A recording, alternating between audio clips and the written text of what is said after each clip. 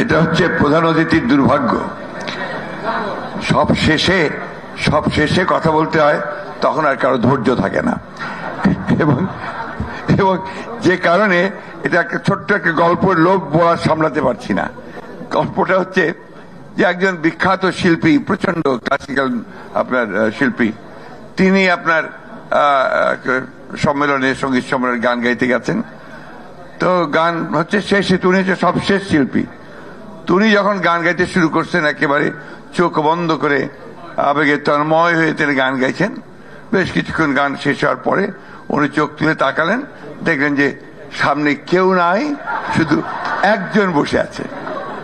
উনি ভাবলেন যে এই লোকটাই হচ্ছে সবচেয়ে সঙ্গীত বোদ্ধা, সবচেয়ে বড়। তিনি ডেকে বুকে জড়িয়ে ধরলেন, জড়িয়ে ধরে বললেন যে ভাই, তুমি সত্যিই সঙ্গীত বোদ্ধা, তুমি শেষ পর্যন্ত টিকে আছো। তো যে আমি অপেক্ষা করে আছি, আপনি যে শতরঞ্চিটার উপর বসে গান গাচ্ছিলেন, ওই শতরঞ্চিটা আমার।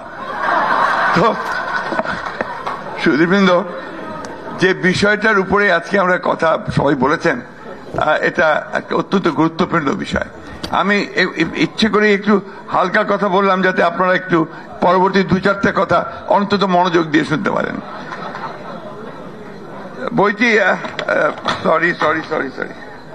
বইটি আপনার মোহাম্মদ জয়নুল আবেদিন সাহেব লিখেছেন, এবং এমন একটা সময় লিখেছেন যখন এই বইটার খুব বেশি প্রয়োজন ছিল।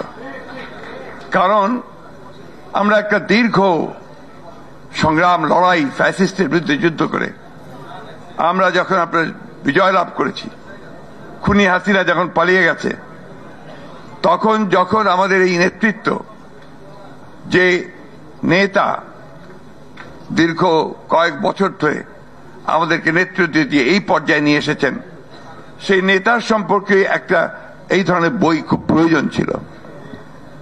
আমি এই প্রসঙ্গে একটা কথা আমার মনে পড়ছে যে 2002 সালে দেশনেত্রী বেগম খালেদা জিয়ার সঙ্গে আমার সুযোগ হয়েছিল তার সঙ্গে রাষ্ট্রীয় সফরে চীনে যাওয়ার। তো চীনে পৌঁছলাম, প্রচন্ড শীত পড়ছে, বরফ পড়ছে, সুতরাং বাইরে ম্যাডাম জিয়াকে যে গার্ড অফ অনার দিবে সেটার সুযোগ ছিল না। গ্রেট হলের মধ্যে সেই গার্ড অফ অনার দেওয়ার ব্যবস্থা করেছিল। সেখানে যখন গার্ড অফ অনার হওয়ার পরে আমাদের দেশের বেগম খালেদা যখন চীনা প্রধানমন্ত্রীকে নিয়ে এন্টোরেজের সব সদস্যদের পরিচয় করিয়ে দিতে নিয়ে যাচ্ছেন, আমার সবার মনে থাকা উচিত যে আমার পরে আমানুল্লাহ আমান সাহেব ছিলেন, তারপরেই ছিলেন আমাদের তারেক রহমান সাহেব। তখন কিন্তু তার কোনো রাষ্ট্রীয় কোনো কিছু ছিল না, তিনি তখন আমাদের দলের সিনিয়র যুগ্ম মহাসচিব।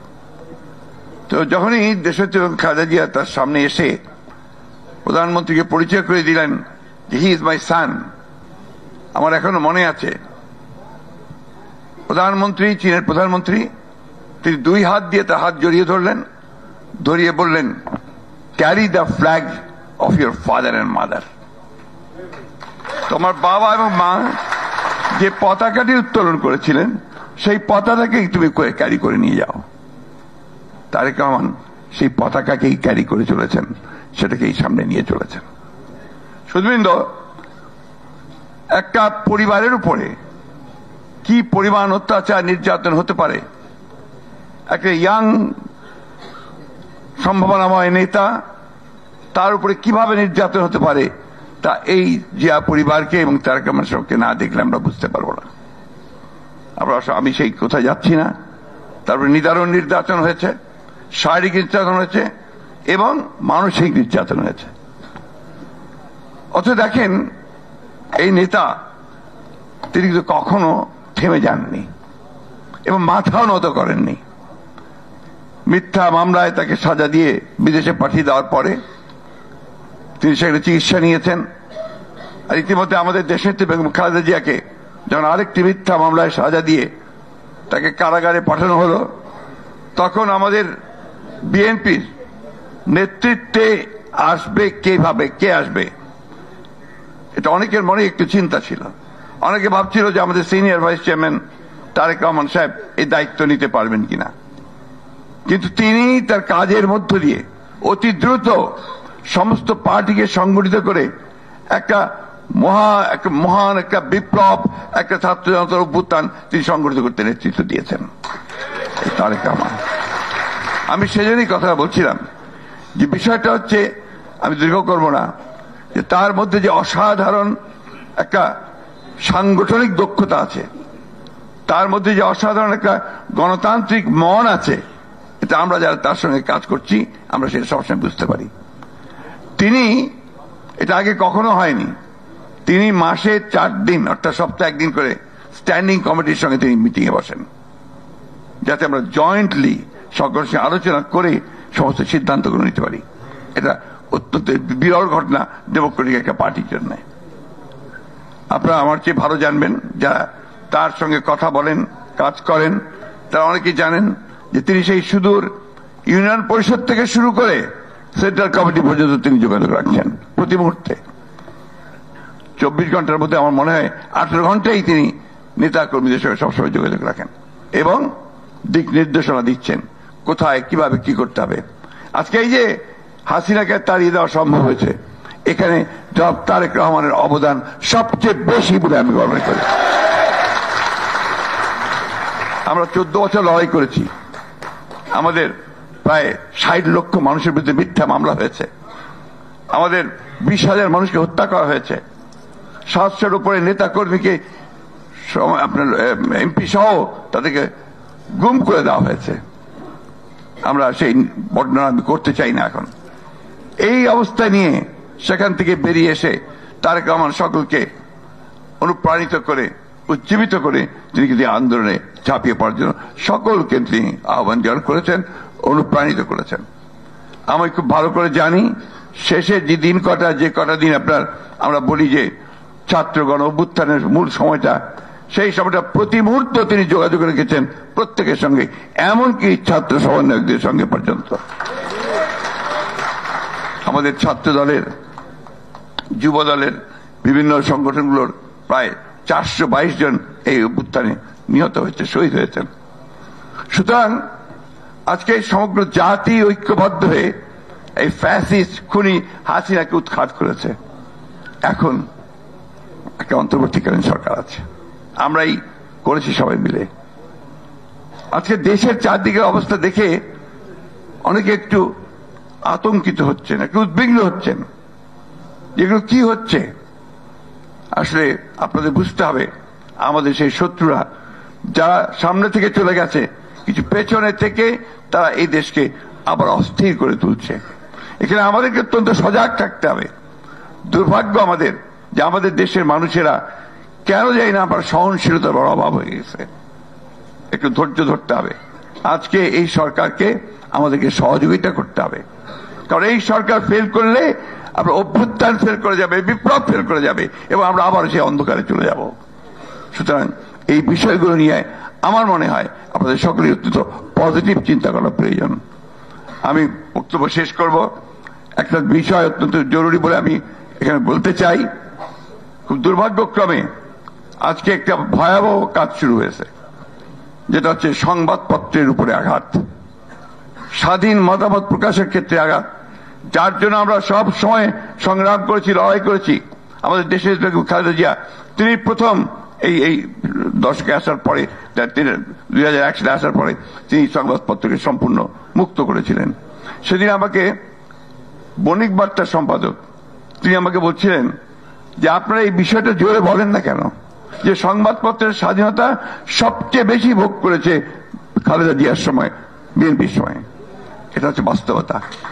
আজকে যখন আমরা দেখছি কিছু সংখ্যক হটকারী, কিছু সংখ্যক উস্কানিদাতা তারা বিভিন্নভাবে এই সংবাদপত্রের স্বাধীনতাকে বিঘ্নিত করবার চেষ্টা করছেন, ধ্বংস করার চেষ্টা করছেন, যেটা কোনো মতেই কোন সচেতন মানুষের, দেশপ্রেমিক মানুষের মেনে নেওয়া উচিত নয়। আমি অনুরোধ জানাবো সকল সংশ্লিষ্ট সকলকে অনুগ্রহ করে এই ভয়াবহ আত্মহননের কাছ থেকে সরে আসুন এবং গণতন্ত্রকে প্রাতিষ্ঠানিক রূপ দেওয়ার জন্য সহযোগিতা করুন। আজকে যে সমস্ত আমাদের কোমলমতি বালকেরা, ছাত্ররা, তারা যে সমস্ত কাজ করছে, এখান থেকে বেরিয়ে আসতে হবে, ধৈর্য ধরতে হবে। এইটা একটা অন্তর্বর্তীকালীন সরকার, এই সরকারের পক্ষে সবকিছু একসাথে করে ফেলা সম্ভব নয়। আমাদেরকে ধৈর্য ধরতে হবে যাতে করে আমরা একটা এই ন্যূনতম সংস্কারের পরে আমরা যেটা বলেছি, কালকে আমাদের ভারপ্রাপ্ত চেয়ারম্যান সাহেব বলেছেন, তারেক রহমান সাহেব বলেছেন যে সংস্কার করতে হবে। আমরা সংস্কার বিরোধী নই, এবং সংস্কার করেই আমরা নির্বাচনে যেতে চাই। কেন নির্বাচনে যেতে চাই এর কথা আমি বারবার করে বলেছি। নির্বাচন ছাড়া এই ধরনের সমস্যার সমাধান করা সম্ভব নয়, এই ধরনের চ্যালেঞ্জকে মোকাবেলা করা সম্ভব নয়। আজকে একমাত্র নির্বাচিত সরকারই পারবে সমস্ত সমস্যাগুলো সমাধান করতে। অন্তত তার পেছনে যে জনশক্তি থাকে, যে ম্যান্ডেট থাকে, সেই ম্যান্ডেট নিয়েই সেটা তার পক্ষে সম্ভব হবে। আসুন আজকে আমরা মোহাম্মদ জয়নাল আবেদিন সাহেবকে আন্তরিক ধন্যবাদ, কৃতজ্ঞতা জানাই যে তিনি একটা